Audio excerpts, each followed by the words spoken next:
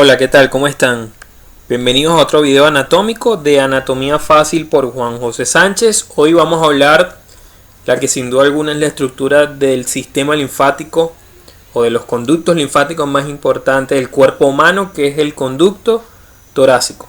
Se llama así porque la mayor parte de su recorrido es en el tórax, pero ahorita vamos a ver que tiene una porción cervical en el cuello y tiene una porción inicial que de hecho es abdominal. Pero bueno, desde hace mucho tiempo es llamado conducto torácico y aún hoy en día se le conoce con ese nombre, como más ampliamente como conducto linfático torácico. Muy bien, este conducto torácico vamos a acercarlo un poquitico más. Como les digo, tiene tres porciones. Esta estructura blanca que está aquí, algunos libros del sistema linfático lo ponen en un verde oscuro. Bueno, en este caso el Netter lo pone mucho en verde oscuro, pero en esta imagen lo pone de un color blanco. Recuerden que estos son unos sistemas que son paralelos al sistema arterial y al sistema venoso, que en conjunto conforman el gran sistema vascular. Es considerado parte del sistema vascular por algunos autores, otros dicen que es un sistema aparte.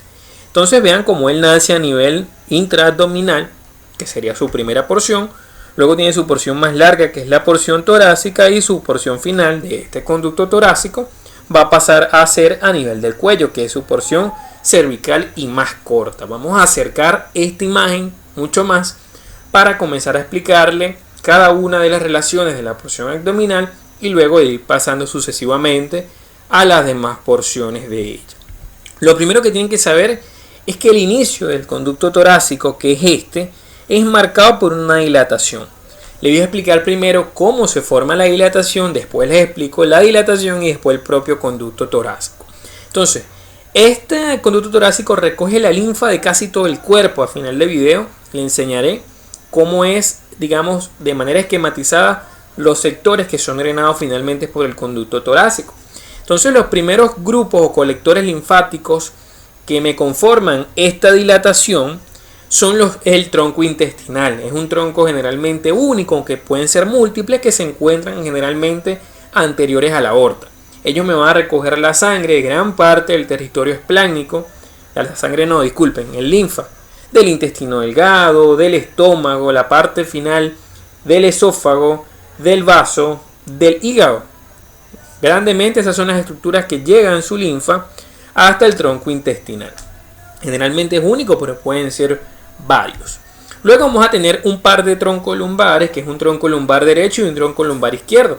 Estos troncos lumbares se encargan de recoger la linfa, oigan bien, miembros inferiores, pelvis, órganos del sistema urinario, el intestino grueso. Todo eso drena su linfa hacia los troncos lumbares. Entonces él recoge la linfa de gran territorio corporal, casi que el ombligo para abajo, para más o menos esquematizarse. Y ellos van a terminar confluyendo a nivel de la dilatación. Y por último tendríamos los dos troncos intercostales descendentes, que ellos drenan los espacios intercostales más inferiores. Algunos autores dicen que son los últimos 9 espacios intercostales, cada uno de cada lado corporal. Entonces estos troncos intercostales descendentes perforan el diafragma para poder confluir en la dilatación. Esta dilatación recibe el nombre de cisterna de Kilo, así con Q, como lo pueden ver aquí, o el epónimo que se usaba antes era el nombre de cisterna de Petket. Esta cisterna de Petket o cisterna de Kilo marca el inicio del conducto torácico. Es una estructura que se encuentra más o menos entre L2, entre L3, delante de la porción, digamos, del pilar derecho del diafragma y lateral derecho a la aorta abdominal, por delante de la columna vertebral. Ahora, lateral derecho a ella se encuentra la vena cava inferior, que no se puede ver en esta imagen. Esta cisterna de Kilo, entonces, vean cómo ahí recibió tronco intestinal, los troncos lumbares y los intercostales descendentes, y de allí salió el conducto torácico. Ese conducto torácico, la mayoría de las veces, para penetrar al tórax, ella pasa por el mismo agujero por donde pasa la aorta abdominal, es decir, por el hiato aórtico, aunque en algunas personas no pasa exactamente por el hiato aórtico, sino que perfora uno de los pilares del diafragma, generalmente es el pilar derecho. Vamos a seguir entonces con el recorrido de este conducto torácico por el tórax y finalmente la porción cervical, pero antes no se vayan a despegar del video.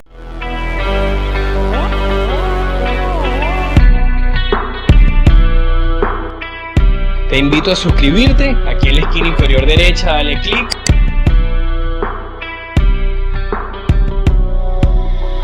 Y no olvides darle like al video. Es importante que se suscriban al canal. Aquí abajo en la esquina inferior derecha, donde dice suscribirse, usted le da a suscribir y automáticamente queda suscrito al canal. Y puedes acceder a todo el contenido del mismo, más de 150 videos anatómicos. Todas las estructuras del tórax, del cuello. Ahorita estoy terminando justamente las de abdomen. Probablemente cuando estés escuchando esto ya habré terminado las de abdomen y sean muchos más los videos. Entonces puedes acceder a todo ello solamente con suscribirte al canal. Ya somos más de 50.000 suscriptores.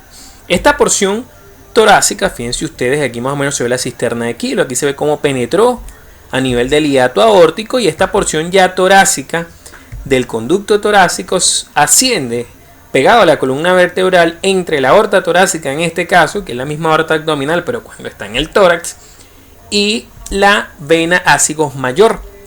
Recuerden que aquí a este nivel más o menos se debería encontrar ya la estructura cardíaca con su pericardio, que sería más o menos una relación anterior. Ella está adosada a la columna vertebral. Vea que pasa anterior a estas estructuras que son las arterias intercostales posteriores del lado derecho. Sigue ascendiendo y a un nivel variable, que algunos autores dicen que puede ser a nivel de D4, a nivel de D5, a nivel de D6, cruza bruscamente la columna desde el lado derecho hacia el lado izquierdo y se pone por detrás ya de esa aorta descendente. Pasa de ser relación anterior de ser relación lateral a ser relación posterior. Recuerden que a este nivel también está el esófago y ella cruza la parte posterior del esófago. De hecho aquí pueden ver una visión lateral izquierda. Entonces vean cómo ella se pone posterior al esófago y ahí comienza a ascender pegadito entre el esófago y las estructuras del pulmón izquierdo. Una vez que ella penetra por la abertura torácica superior, llega a nivel del tórax, hace un arco que puede alcanzar el nivel de la vértebra C7. Este arco lo hace por detrás de la vena yugular interna, pero por delante de la carótida primitiva, para terminar desembocando finalmente a nivel del ángulo yúgulo subclavio izquierdo. Lo puede hacer casi indistintamente en la vena subclavia izquierda, en la vena yugular interna izquierda o en el ángulo que unen a estas dos estructuras. Una cosa importante es que a medida que le asciende en el tórax y en el abdomen, va recibiendo muchas afluentes, se conecta mucho el sistema linfático, vean, de los ganglios intercostales que vienen en los espacios más superiores, de estructuras torácicas como a nivel esofágico, a nivel traqueal, a nivel incluso cardíaco. Reciben muchas afluentes, vean cómo van llegando muchas afluentes a él. Aquí se ve el arco que hace entre la carótida primitiva y la vena yugular interna izquierda, y este arco también lo hace en relación a el músculo escaleno anterior. Vean ustedes, esta sería realmente el nervio vago del lado izquierdo, este sería el nervio frénico, y vean cómo ella tiene relación en este caso con el nervio vago y también una relación anterior al nervio frénico. Esta estructura que ven aquí es el tronco tiroidocéreco escapular, que también lo cruza para finalmente, vean ustedes, desembocar en ese ángulo yúgulo subclavio del lado izquierdo. Digamos que es su lugar final. ¿Cuáles van a ser los afluentes de este conducto torácico? Son muchísimos. Aquí a manera de esquema vean el conducto torácico desembocando, pasando por detrás de la vena yugular interna.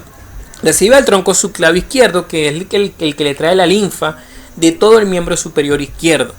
Recibe el tronco yugular izquierdo, que le trae la linfa del cuello y la linfa del lado izquierdo de la cabeza y el lado izquierdo del cuello. Recibe el tronco broncomediastínico, que trae estructuras pulmonares, estructuras traqueales y estructuras bronquiales. Aunque aquí tú ves el tronco broncomediastínico, digamos, drenando aparte, bueno, la mayoría de las veces lo hace o lo puede hacer a nivel del conducto torácico. Es muy variable las estructuras que drenan en él. También un tronco mediastínico, que trae el resto de las estructuras del mediastino, es el que drena los espacios intercostales más superiores y es el que drena al esófago. Vean allí cómo vienen incluso vasos intercostales superiores que todos buscan finalmente al conducto torácico. A manera de esquema, toda el área que tú ves aquí que no está en roja, oigan bien, la que no está en roja, que serían todas los miembros inferiores, pelvis, abdomen, mitad derecha, izquierda del tórax, mitad izquierda del cuello, de la cabeza y todo el miembro superior izquierdo, son drenados por el conducto torácico. Las únicas estructuras que no son, oigan bien, que no son drenadas por el conducto torácico son las que aquí usted ve sombreadas, que es el hemitórax derecho, mitad derecha del cuello de la cabeza y el miembro superior derecho.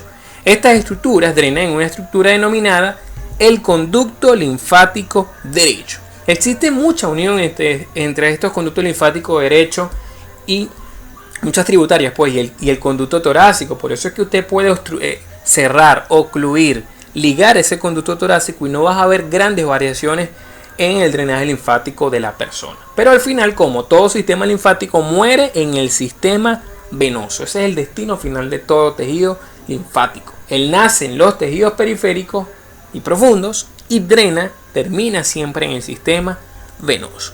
Este fue entonces un breve recuento anatómico del conducto torácico. Espero que les haya gustado. No olvides suscribirte al video, nuevamente te lo recuerdo. Dale like si te gustó y puedes buscarme en Instagram como @JuanPisoSánchez1315.